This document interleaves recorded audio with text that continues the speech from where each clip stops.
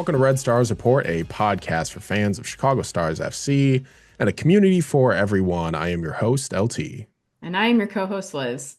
We have yet again a scoreless loss for the Chicago Stars with a 3-0 loss to the San Diego Wave. Um, I think there were parts of this match that were more promising than other matches with the team.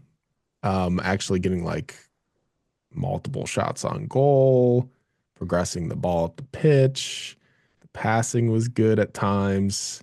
However, same storyline broke through of the team's inability to score. And then the defense, you know, giving up so much energy to hold off attacks throughout 90 minutes plus. And then substitutes coming in and giving up, goals, scoring opportunities late in matches.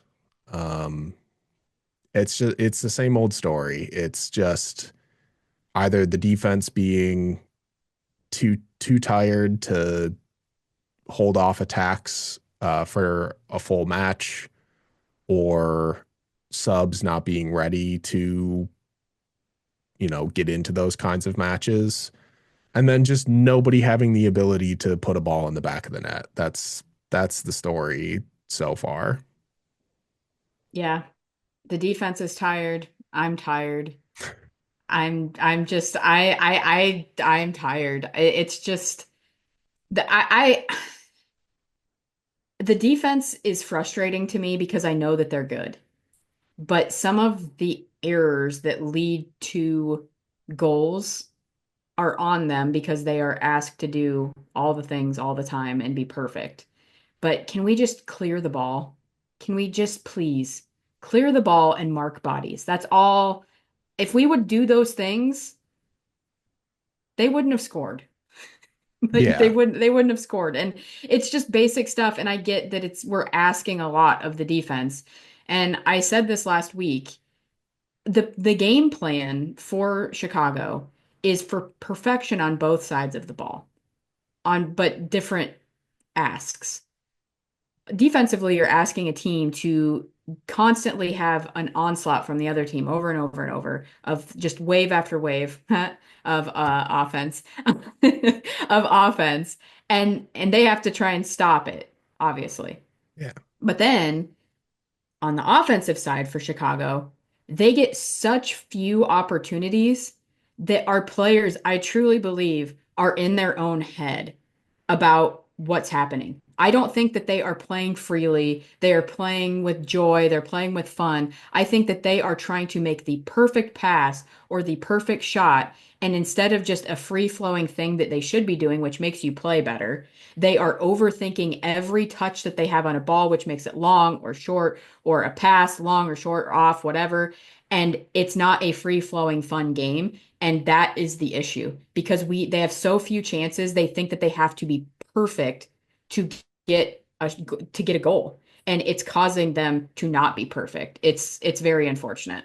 Yeah, it's almost like um because there's so few opportunities, it's like when you're actually marching down the field and completing passes and getting the ball in the box, it's like this is it. Like this is our this This is is the the only one opportunity shot. we're going to get to score a goal. Like we have to Yep. do this. And then they overthink it, and like a ball gets tangled in someone's feet, or they slip on the field, or they just aren't reading each other correctly and put a cross into nobody or a pass into nobody.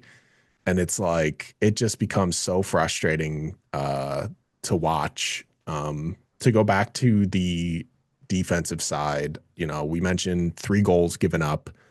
Um, 31st minute was San Diego scored on a play that was sort of set up off of a corner, a short corner. Poor clearance in the box by B, heading it sort of down into a San Diego player who gets a clean shot off, immediately after scores. Like high and wide, kids, high and wide. Like that's that's clearance 101. Heading a ball down in the box, Like I don't know. Like that's such a bad mistake. It just sucks to It watch. almost looked like she mishit it. Like she Yeah, mistimed her jump or something and it like I don't hit think her she head. purposefully No. headed it down to a defender, but I it's that's where it personally ended up. well, I personally hate header clearances just in general. I think Sure. that they're miserable because but when you're tall, it's They're probably up. different. It's But necessary at times. yeah, I just hate them because they don't go very far and you can't really control it as well as you can usually with your feet. But I think because B's tall, like you can get to the ball before somebody else that's not as tall. So I understand it. It's unfortunate that it happened.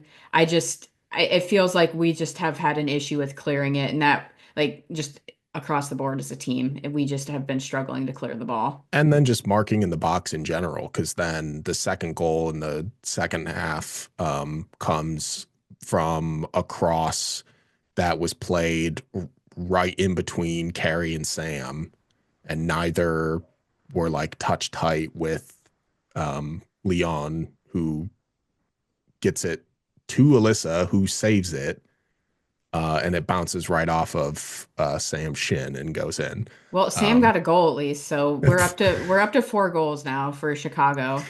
no, own goal got a goal. Yes. Continues to be a menace to Chicago. Is that three own goals this year? I don't even know. I know that there's been a few. I think it's three. We've had more own goals this That year, we've had as almost many own as goals many, as yes, goals. as Yeah, goals. That's that's unfortunate. great. It's perfect Uh, stat. Didn't know that until just this moment. yeah, neither did I. That is not written in my notes. But yeah, that's great. And then the third one, the 17-year-old Ascanio, just once again a ball into the box where Nadia Gomes did not mark her at all. Was just she it just there's no one staying touch tight to their mark in the box on like the ball makes it into Alyssa. She gets a stop, there's a rebound, and everyone's just ball watching. And instead of watching the player they're supposed to be marking. And it Yep, just, Escanio slipped out to the other yep, side and Gomes wasn't even just looking. walked right in, and Nadia was jogging right behind her, instead of trying to get in front of her or yeah, it's just poor defensive mistakes. All three goals. Um, at least they're not goals, crazy banger goals from outside the box like we're used to. I think Maitani and B have been sort of helping in that, actually staying on their marks at the top of the box. Um, so yeah, that's unbelievably frustrating to watch. Probably could have been like a 1-0 match, but everything just sort of fell apart, like 75th minute onward. It was just terrible to watch. I did not enjoy the latter half of that match. There's been a lot of comments about Ali Schlegel not being the offense. I've made comments as well about her not having as great of an offensive season as we all expected to start this season. But that being said, when she was subbed out alongside Julia Grosso, that's when things fell apart. You take out the two cogs in the center of the field, and everything went to crap after that. And I feel like they kind of, I know Grosso goes out wide, but I think that she controls her area and space, and sometimes she does go centrally. And I think that when you took them both out, that is the turning point um, of the match. And it's just unfortunate that that seems to be the subbing pattern. I know Allie's kind of always been a player that never goes full 90s. Not sure about why we're subbing Grosso out in by far her best game that she's had as in Chicago so far. Um, Not sure why a player that starts on the Canadian national team is needing to be subbed out. Don't understand that. Specifically for a player who has the worst passing accuracy for on the team. Um, and for the player that has the best passing accuracy on the team. Unfortunately, it just I hate it. I don't get it. I'm at the point where I'm tired of making excuses for it. I would like to know the reasoning behind the subbing because subs like Gomsh, we end up that player comes in, end up like playing back on the back line. Sam Staub ended up high. I was so confused what was happening. And at that point, I'm like, have we just given up? Like Sam Staub is playing the nine essentially at the moment, and she was running harder than everybody else up on the front line and had played and did play, positive note, did play 90 minutes, did play a full game. But when somebody is playing that hard, that should make you want to play hard, especially somebody that's been out there the whole game. And I just, as you said, Gomes was like jogging behind Ascanio. If you're a sub, you should be running at all times. You should have the energy. And I'm sick of watching our subs come on and jog. Yeah. Sorry, ranting, just No, because upset. I listen, I'm about to rant about the subbing as well. I was hoping you'd get as much thoughts out as possible and hopefully we agreed and we do. Because I'm sick of it. Yep. Not that substitutions in this kind of match are going to win us the match. Um, but it would certainly, make it feel a little better that players are out there making an impact. Whether it results in a win or not is a different story. But it's like I like that MJ was first off the bench. I said since the beginning of the year that she should be the player that's first off the bench. Kat was actually on the bench this time and available, but taking Ali and Mies off at the same time is not what I expected. Like Ludmila should not be going 90. She exerts so much energy and tries so hard throughout the whole match that she looks exhausted like 70, 75 minutes onward. She still tries at moments, but most of the time she's conserving energy to be able to try in those moments. And if you're going to sub out anybody um, on that front line, I don't know why it's Jamise. Like unless she's dealing with something that she can't go 90, I feel like anybody on that front line who should be going 90, it's her. Um, and what this match probably needed was someone like Shea Groom, maybe more than Kat, but I'll get to Kat in a second. But like Chetsky, was being pretty lenient in this match, and the energy and fight from Chicago was dwindling.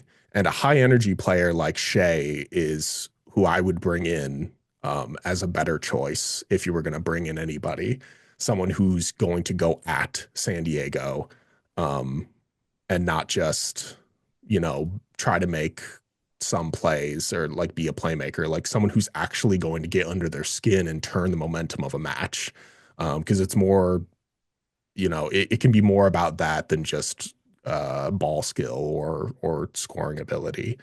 But yeah, a high energy player like Shea is great, but I do think that Kat and MJ did link up early off the bench a couple of times. There was a great play in front of the goal that Kat almost did score on if she just had like a little bit of better of an angle. Good stuff from them. Really, not a lot outside of that. Maybe there was like one or two other connections that they were sort of passing to each other late that I liked. But the worst decision of the night was obviously bringing Leilani on for Julia, who was arguably our best player on the field, barring if she was injured or not. I don't know that situation. And then taking Cam off for Nadia Gomes. Like you're taking off a defender for a forward to try to generate offense. The problem is that Nadia has shown this season about as much offensive capability as Cam has. So I don't know what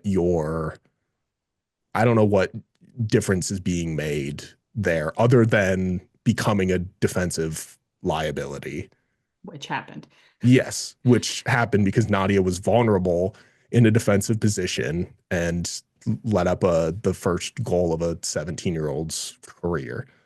Why not Justina Gaynor, who can do both, like has played offensively and can play defensively. We haven't seen her since the Louisville match where she actually played pretty well. Why not put in Ava for Julia, who's been playing on the left wing for the better part of, the year before she got injured? She's been playing on that left wing where Julia is now playing. Like, neither of these players has proven to be effective subs in the 2 years that they've been with the club.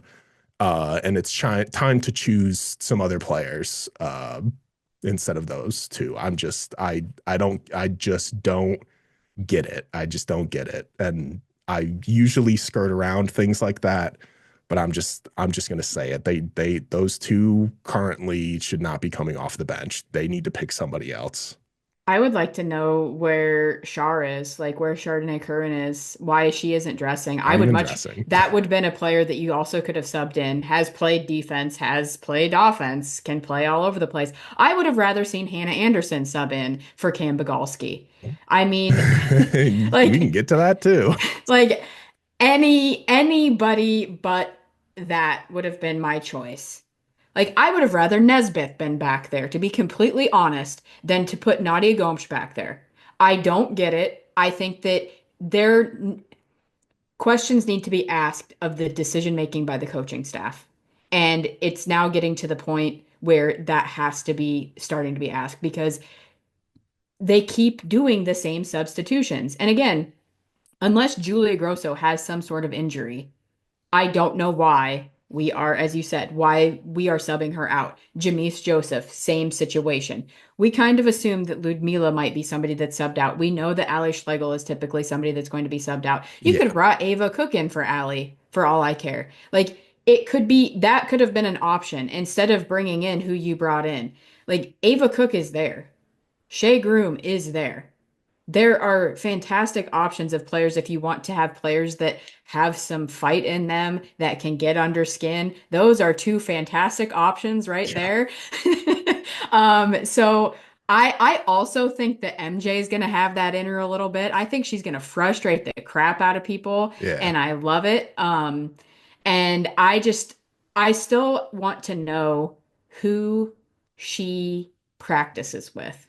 Who does MJ practice with? I know everybody practices together, but like when you're doing like a second squad, like she's not obviously not in the starting lineup. Who is she playing with? Kat? Is she playing with Shay? Is she playing with Ava? Like is she playing with? Does she get reps with Ludmila? Is she Sure. getting reps with Jamise? Because it seems like she's subbing in for Jamise. So I'm wondering because when you have a 17-year-old, you have to worry about their development and you have to worry about all of these things. And so you want to put them in the best situation you possibly can on the field. And I feel like we're not doing that for Michaela right now. And I feel really crappy about it. She's a great player and I don't want to ruin it because we're doing all of these things that don't make sense. Like all the things that we just talked about. Yeah, I don't know. Maybe she has reps with Sam Staub and that's why Sam went up and played the nine. I don't know. Yeah, I think it's like it's hard to because she's out there at this moment with Ludmila, but Mhm. I did not see either of them have any sort of connection at all. Whether that be, Ludmila's ability at that point to um exert any more energy into the offense, or if there's just not really anything there right now.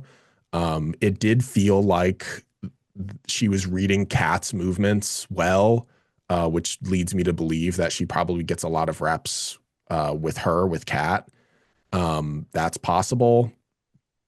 But everyone else, by the time the subs came in, it just felt everything just went so disconnected, which is so unfortunate because this match up until that point was like it was probably the best like connection sort of match that we've seen this year. It didn't result in goals, but Like the passing overall was probably the best I've seen in the last couple of seasons.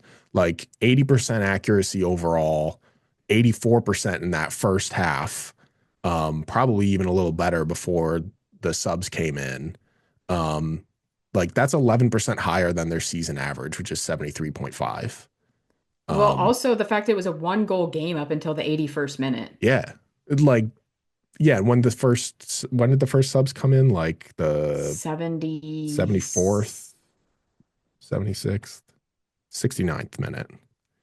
Yeah, so it Yeah. was And then, still a goal game at that point. yeah. And I think the subs that they brought in at that point in Cat and MJ were probably the right choices, but I don't think the people who were taken off were the right choices. I Ali agree. probably, because we know that Ali doesn't really go 90. Mies, I still question. Like, I don't know about that one. I just want to know if there's some sort of fitness issue Some because sort of that restriction. it has to be because if it's not and it's truly just Lorne deciding that, I hate it and I hate everything about it and I want to know why. Because this is Because not the first one that we've seen Ludmila completely tired by the end of the match. Like it's been happening for a while. well, there were moments in the first in the second half when Ludmila was dropping back into the midfield because she didn't want to be up high because she was conserving energy. And so it was other players were like swapping in and moving up higher on the field. Like that's fine, but also sub. Like if that's happening, Yeah. then that's the sub. Like that makes sense. And you And have I would to go ahead. no, I just feel like Jamise would be better with MJ. I just feel like there's something there, and I've never seen it, I don't think. But I just feel like Jamise to me has a Ludmila has a fantastic motor, but she can only Yeah, go yeah. so long. Jamise can go for a full 90 and can play a full 90 and can keep up with MJ. I would like to see it in a game. Let MJ come in and sub in for Ludmila and have Jamise play up high with MJ and see what happens. I would like to see that. Yeah. I completely agree. I don't understand the decisions that were being made. I'm not, I'm not a professional coach, but I think it's a little obvious when you're doing, we've said this last week, when you're doing the same stuff every week and it's not working, why are you still doing the same stuff? Like, and then if your your drastic change was putting B at center back, Nadia at left back, moving Taylor to the right, keeping Carrie where she is, and then that's your back line to win a match. And what it's done is allowed Sam Staub to play as a center forward or a midfielder. Um, and now center back Sam Staub is your best option, attacking threat up top to close out a match. Like, why even have forwards on this roster if you're just going to do that? If that's your big change to put Sam Staub, who's one recovering from an injury, yes, she went full 90. That's fantastic For the first for the time. first time this season. But center back Sam Staub being your best option at center forward is incredibly sad. Like, Do you know what I'm waiting for? go I'm ahead. waiting for substitution Mackenzie Wood for Alyssa Nair to swap into a field player kit and go play the nine for Chicago. That's Alyssa our could probably drastic even play move. nine. She Alyssa could could be the probably play nine. nine. Diving header, game winner, Alyssa Nair. Let's go. I mean, if you're gonna play Sam Staub at center forward, why is Hannah still on the bench? I don't. That's what I'm like. That's why did you not sub her in? I don't freaking understand it. And I am so sick of, first of all, Hannah Anderson sitting on the bench. I've ranted about this, I've written about it. I am so frustrated with the entire thing. And when I saw, at first I thought that Sam just ended up there on accident. And then when it Yeah, kept happening, I was like, oh, it was kind this of like this is a thing.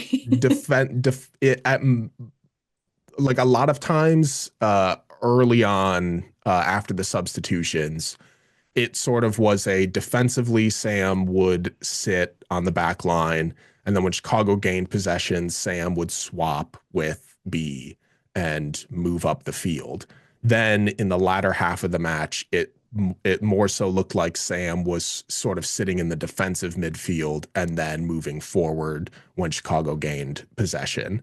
So it's like as the match went on, they slowly would creep her up defensively, but anytime they had like a sustained possession of the ball, she would move all the way up top.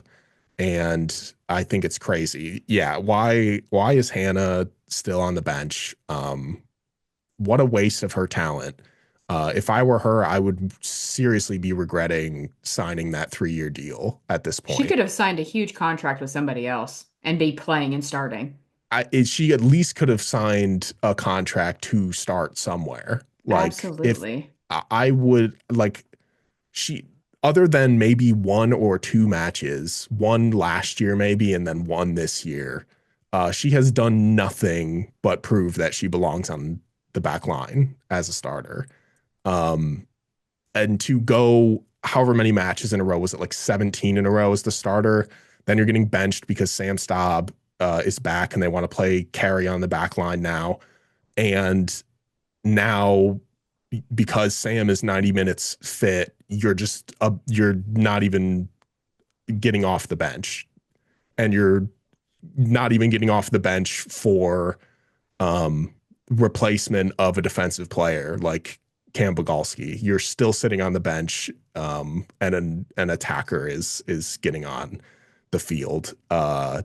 It it doesn't make any sense to me, and if they think that she was worth 3 years and then did nothing but provide for them. And then now she's not even getting minutes off the bench. What's the point? What's the point of even having her under contract? Like it's stupid. And your team is at the bottom of the table. You know this probably isn't going to be a playoff year. You know this is definitely isn't a championship year. Why are you not developing your young talent then? Because she is still a young talent who should be out on the field because she is your future. Like it doesn't make any sense. I don't get it. I am beyond confused by all of the decision making, and all it's telling me is that young players that are looking to sign somewhere are not going to want to come to Chicago. They're not. Why would they want to come here when it's proven that players that don't even play the position that you might play just because they're a vet might get time over you because they want them on the field? Unlike San Diego, where they started three 17-year-olds in the game. And benched Maria Sanchez. Yeah.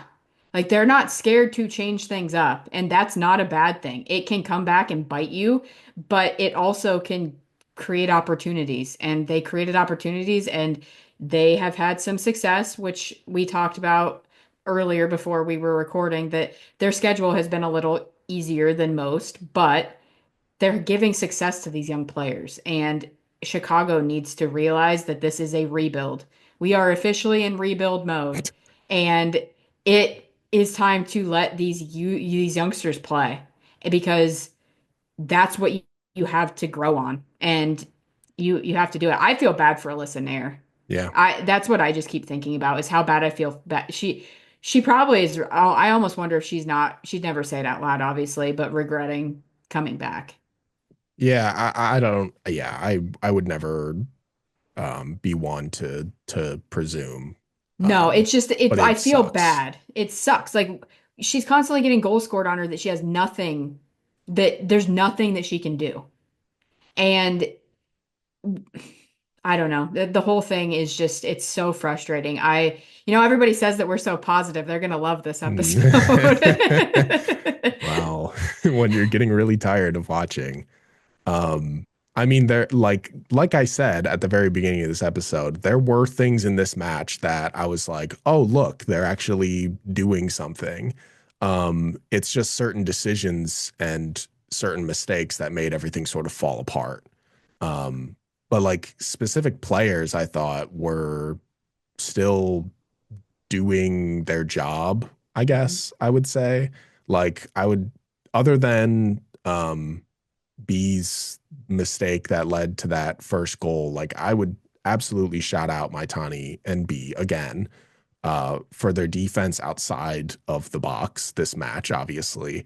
Um, they did such a good job at preventing anything to progress up the middle of the field. And if anything did get through, like Sam and Carey did well enough to step up to stop momentum of those attackers that did break through the middle, but that really only happened like a handful of times. Like San Diego was pinned to the wings for most of the match, and their big chances all happened on the wings and set pieces. Like they were all crosses into the box from the wings. Like nothing was really getting going up the middle, and that's thanks to Maitani and B.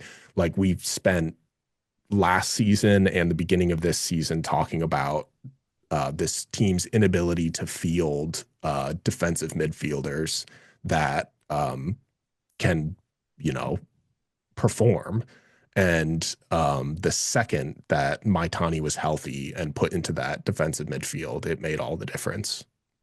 It's almost like it's now not the players. It feels like it's the strategy, and that's the problem.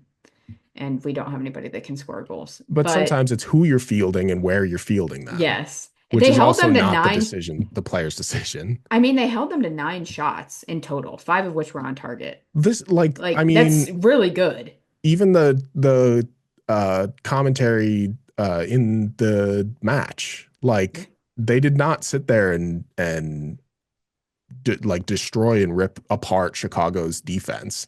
Like Chicago plays well defensively for a good chunk of every match, except probably that Orlando match.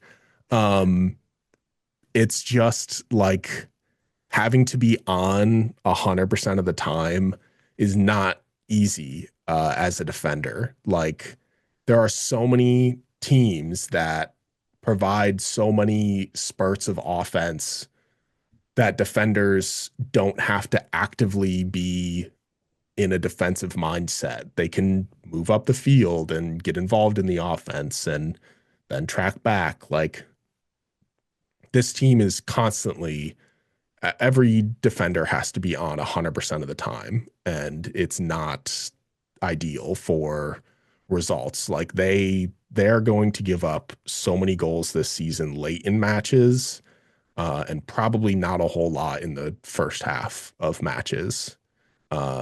And obviously, scoring goals on the other end would help in confidence to not have to expend so much thought and energy on the defensive end.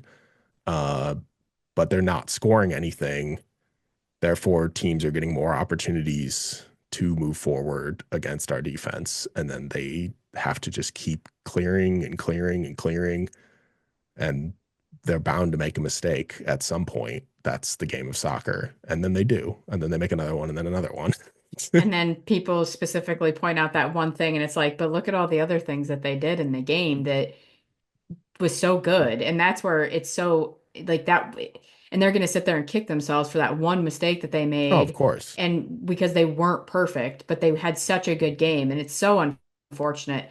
I, I need Lorne to do something, change something up tactically. Like whether it's changing the formation or different substitutions or different starting lineup, I don't care. Something to try to change this up because this is not working.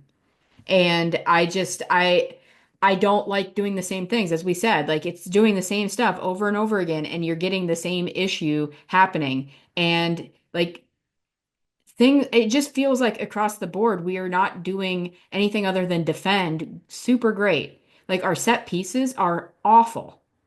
Yep. They're awful.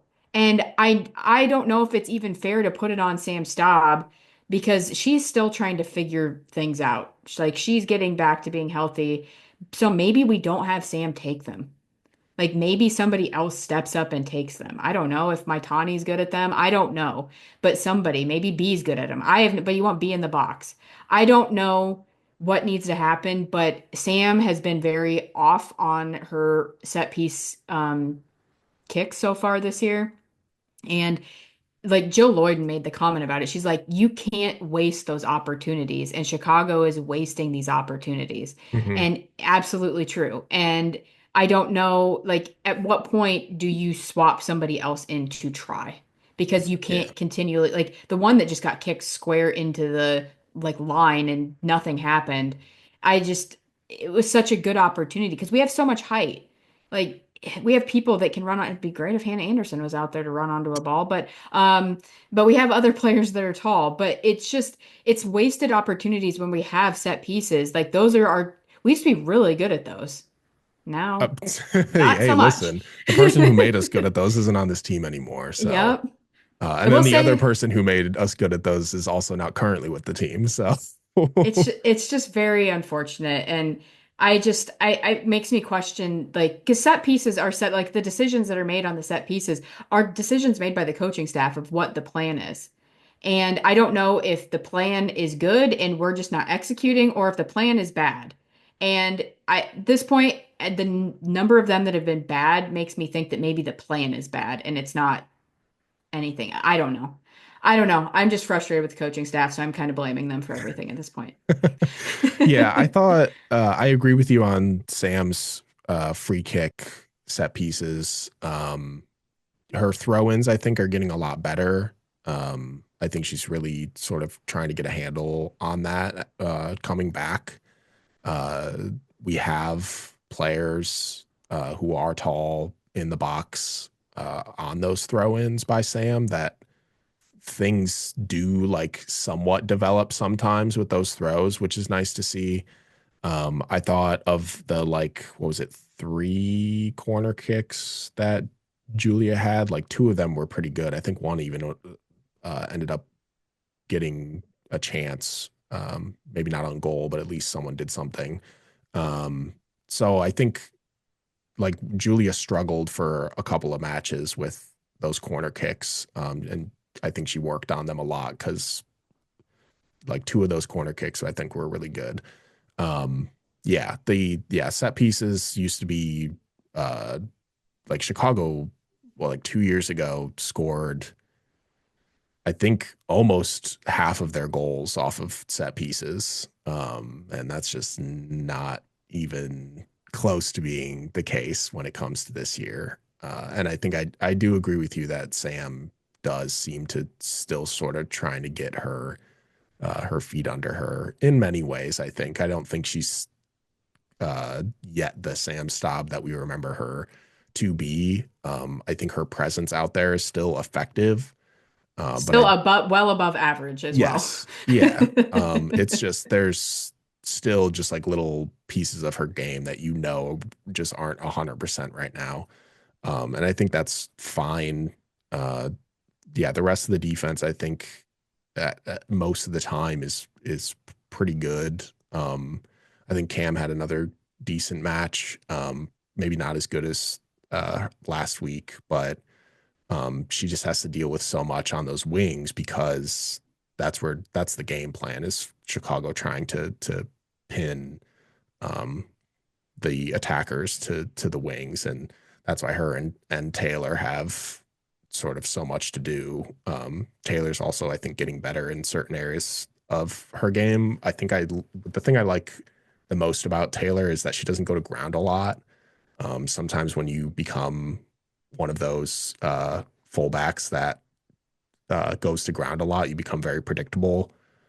And she doesn't seem to be as predictable for what she's going to do defensively than uh, someone in like in the past, like Tatum used to go to ground a ton to block shots and block crosses, and it would work at times, but there were plenty of times when you do go to ground uh, enough that attackers just go, well, I'm just going to wait and give you a little feint and move around you when you're on the ground. And so I think that's an aspect of her game that I think she's improving on. Carrie was fine, like not amazing, but the defense is just doing what they can at this point. And then we already talked about Sam, so yeah, defensively, I think like the three goals does not effectively show how um, good Chicago's defense can be, but it's certainly not the best in the league. It could be Yeah, way better. yeah, I agree. I just, to me, I wanted to touch on this a little bit to focus on a positive, I guess. Um, we talked about Julia Grosso earlier, but I just wanted to continue to talk about her play. Please do. I looked up the number, and in the Utah game, from the Utah game to the San Diego game, she touched the ball 17 more times in this game, which is a huge deal because she was not getting a lot of touches in games in general. And I have said I want her to go seek out the ball. I want her to go get the ball and make plays. And I feel like we're finally starting to see that a little bit. The one play in the game, and I think it was in the second half, where she was dribbling down, taking on players, and she did the little spin move and then a little slip pass. It didn't obviously end up being a goal, but I'm like, that's what I want, like that sort of play. And her pass accuracy is off the charts good compared to everybody 94%. else. Yeah, so good. And so I want to see more of that. I think that if she continues to do that and can figure out the link up with players, then goals will come because she's so great at passing. She certainly had the best match that she's had in a Stars kit, I think. 31 passes connected on 29 of them. So yeah, there's where that 94% accuracy comes from. She created 5 chances for the team, most on the team. Danced around defenders like you had mentioned. I mentioned those couple of corners that she took were good. Obviously, there's still parts that she needs to do better in providing for the offense, but like this is a lot of what we were asking her to do. And she did it this weekend. Unfortunately, like those opportunities that she did create were sort of squandered. Especially, I remember one where Julia had dribbled the ball into the box. I think it was like the 65th, 66th minute, something like that. She was playing like back and forth between her and Ludmila down the sideline, which was nice to see. Sort of actually like passing and slipping balls between lines between each other. And I think that's something we don't see very often. But she set up Allie in the box for a chance. Allie uh, did get a shot off, but she shot it right into Sheridan, which sucks. But I will say, like, I think Julia could have gotten the ball a little earlier to her on her run. Like, Allie was calling for it at the top of the box. And Julia didn't have her head up at that moment. And that would have made a bigger impact if she got it in a little earlier. But someone even passing the ball to a player in the box is a little bit of a miracle at this point. So, And getting a shot on and target. getting a shot on target, whether it be right at the keeper or not. They had 4 shots on target this match, which was way better than usual. It's like usually like 1-0, 1 or 2. 4 is pretty good. Uh, San Diego only had five. yeah, well, like we said, like this was Yeah. the 3-0 score line. Like there are people that don't follow this team like I do in my life, but they like know when like the matches are on and they'll text me about it or something. And there's a couple people that were like, "Oh man, they got slaughtered," and it's like, yeah, if you watch the match, they didn't necessarily get slaughtered. Like the No, they score just gave line, up goals. like the score line looks like they had like a horrific match, but it was really like a horrific 20 minutes. Like there's horrific 10 minutes like that. Obviously offensively they were bad, but not as bad as they usually are, I guess I should say. I think the uh Ludmila brace a couple weeks ago sort of skews uh the thought of the offense because you're like, that's what they should be playing like is when Ludmila scored those 2 goals. But I think that this is closer to what they should be playing like than when Ludmila scored those goals. Obviously, like when Ludmila took those shots, she actually finished them well, which, ended up with them getting goals. That is rare. But um, the opportunities that were created in this match had a little more of what I would like this team to play like than previous matches. I want to see the ball progression. I want to see the overlapping runs. I want to see the player to player playing off of each other down the field. Like those are the things I want to see. I don't want to see just the kick it as far as we can and hope Ludmila's fast enough to get on the ball. Like though, like a couple matches ago, those were fantastic passes by Mies to Ludmila. That's great. And I'll take one of those a game. But any other goal that we get, I for the future, I would like to have more of a team game than a youth league sky the ball and hope someone gets on it kind of play. Yeah, it feels like the team, especially the front line, is plays more of an individual game right now than as a team. But I'm hoping that when they do learn to connect with the midfield and each other, it will be more of a build-up team sort of play. Because I that like Ludmila's goals were pretty much, hey, I'm gonna run onto this and then beat some people and do all of these things on my own. And it would be nice if there would be more players running into the box and players doing things and people making late runs into the box that seem to kill us. Why don't we do more of that and have somebody pass it back across the box and have a late runner and have a ball in, and hopefully we don't sky it over the goal like we tend to do at least a few times a game.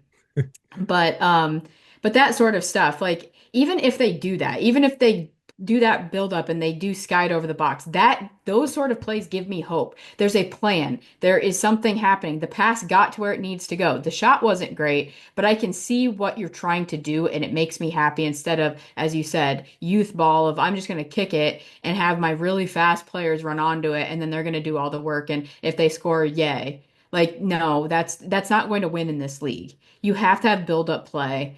And if we don't, we're going to continue to lose. And so I want to see more progress towards having more build up play towards goals. And I thought it was actually really interesting in the commentary when uh, Jill Loyden was talking about how she was like, this league is getting away from like possession progressive play and getting more into the transition play when it's the complete opposite. Like this league used to be entirely a transition league. Like that's all it was just transition, transition, transition. And I think that's still there.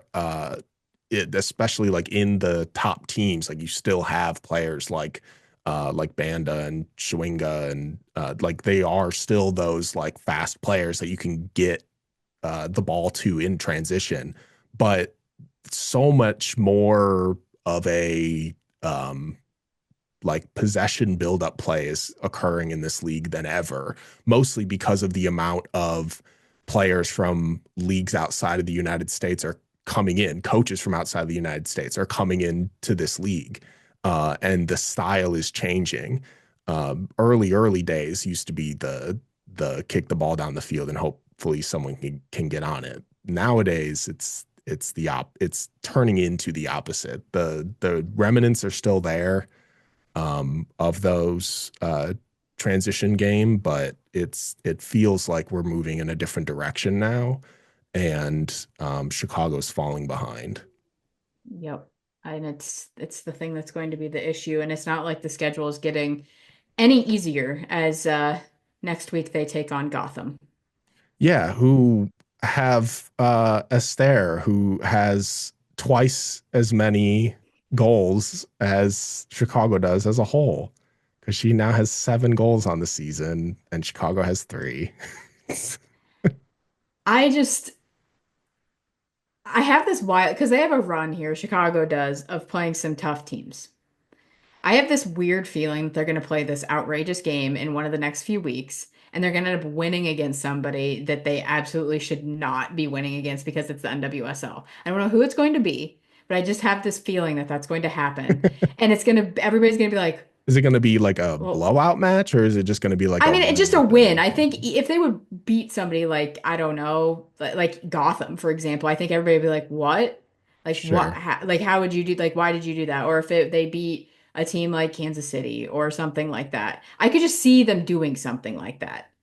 And I don't know why, and I don't know who, but I just feel like it's coming. And this is not me being weird. I mean, I just said that I thought we were going to beat San Diego, so don't listen to what I'm saying. I'm just, I just have a feeling, and I had a feeling we were going to win this game. And the thing is as you said, the scoreline is very much does not how the game went. It could have been a draw. Well, yeah, I there are parts of that match, like the way San Diego was playing, not to go back to this match. I know we're talking about Gotham, I but know, I just circled that back. Sorry. the way that San Diego was playing, like they were trying to make sure Ludmila wouldn't get the ball. And so they were leaving this space in the midfield for Allie to fall into. That's why Allie had so many opportunities breaking those lines. Like San Diego left a lot of space for Chicago to do something, and Chicago just didn't do anything with it. Any other team that San Diego does that to will destroy them for it. Whereas Gotham is not going to do that against Chicago. They're not going to leave that space. No, it's gonna be rough. They are a talented team across the board. Like I felt, for example, with San Diego, we could have exploited their back line, and because they're younger, you can't say that about the back line really of Yes, Sonnet, Carter, Bruninia. Martin. Yeah, Neely's back there. You've got Berger back there. I think you goal. Yeah, Like, I mean, it's gonna be rough. Howell But in the midfield. it's I just don't. I don't know. I think you got to stop a stare. That's first and foremost. Like Good you luck, got, Sam and Carey and yeah, B you, and Maitani. and then that midfield that they have is just loaded because Neely Martin kind of plays at kind of the six. She's the like defensive midfield there, but then they also have Jalen Howell. They kind of rotate into that role. Their midfield is confusing. They do a formation that doesn't make sense to my brain, and people kind of move all over the place, which is what They Juan kind of Carlos like Amaros wants to shift. do. They kind of like shift into like a three back sometimes to let other players move forward a lot. That's what they do. And that's going to be hard for a team that struggles with marking when they're going to overload different sides of the field. And so that's Yeah. what they're going to try and do. They're going to try and overload our defense on different sides and then have sneaky runners come and late runners come on the other side. And we are going to have to be on it. You want to talk about getting like tight to a player, you better be on Esther. You better be on all of these players because, and this Shapansky that they have that's a rookie Oh yeah. is super good. Yeah, So, she got a goal this week yeah, and an first assist start and a as well. goal. Yeah, first start and got a goal. So, Yeah, you're right about the overloading because like if you watch matches before this San Diego match, you would probably see a lot of Julia and Mies sort of falling further back on the wings to sort of mark players who are moving further up the pitch than you'd expect. In the San Diego match, San Diego really doesn't do that often. So Mies and Julia could sort of pin in a little more because they don't have to worry as much about those players on the wing. Now, Gotham will probably overload like the right side. So Taylor and probably Julia are going to have their hands full um, on those wings. Mies as well if they decide to try to attack Cam's side as well. It's going to be a lot. It's just to say the least. Chicago very good at like not necessarily preventing anything on the wings from getting through, but like I mentioned, they're good at preventing things up the middle. So hopefully that will help with the Astaire situation. But Astaire also likes to fall out wide when she can find those opportunities. Um, and like we said, Chicago doesn't have a bad defense, but if Gotham is consistently just going at them over and over and over and over and over again, and their offense is not giving them any sort of break, then mistakes and holes are bound to appear. And obviously, Gotham just got Midge Purse back. True. And Ellis Stevens came off the bench. And like their bench is ridiculous, like when you Now, look at yep, it. very different from. So it's just it's going to be tough. They can do it. They could truly win the game. Gotham is beatable. Gotham has been very up and down this season, I feel like, with performances. They obviously came out and played really well against Washington, but that doesn't mean that they can't have a clunker. Um, and who knows? You never know. Maybe Sonnet will get a red card or something, and then we can be playing up a player or something. I don't know.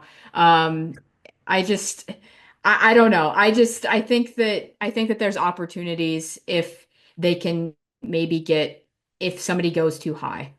If a player for Gotham goes too high, and maybe Ludmila or Jamise could leak out behind them and then do the bomb it over the top and run onto it type of thing. Now we want And it. well, Um, and Berger has a tendency to sometimes get a little too, you want to talk about going to ground. Sometimes Berger likes to slide and come out too high and be too this and that. So it's kind of like Sheridan in that regard. I made the comment last week where Berger plays similarly, more of like a sweeper keeper. And so that you could have opportunities there to maybe run up on her. She's very good though. So, yeah. but has made mistakes. So maybe those things can happen. They're going to have a perfect storm to beat Gotham because Gotham just is incredibly talented on all lines, Yeah, Gotham's only lost to Orlando this season, and they got thrashed by Portland, um, which was the confusing one. which was the confusing "how did you let that happen" match. Yes, Yeah, very up and down. but if they've either beaten or drew against everybody else so far, so it's going to be a tough one. And like we mentioned, like Chicago did have a couple of matches early on that were, what you would hope were winnable. Um, but a lot of their schedule early on has been very, very top loaded with top teams. And I don't know what that'll uh, do for them down the line because currently the way they're playing, everybody is a top team. So it's not like whoever their opponent is going to change much other than how hard our defense is going to have to work. So Yeah, it's going to be rough, but we will cheer them on, absolutely, and it will be. So they play you sound Sunday. so convincing. No, They would. So the game will be on Sunday at noon. noon. Um, CBS, big CBS. Big CBS, yay. Um, In front of the national stage. Maybe this is when people can tune in who have never tuned in before, and Chicago will get a win. They'll be like, hey, the Chicago team might be pretty good. and it's Star Wars Day because it's May 4th. Yeah, Star Wars. My favorite. You should see my other room.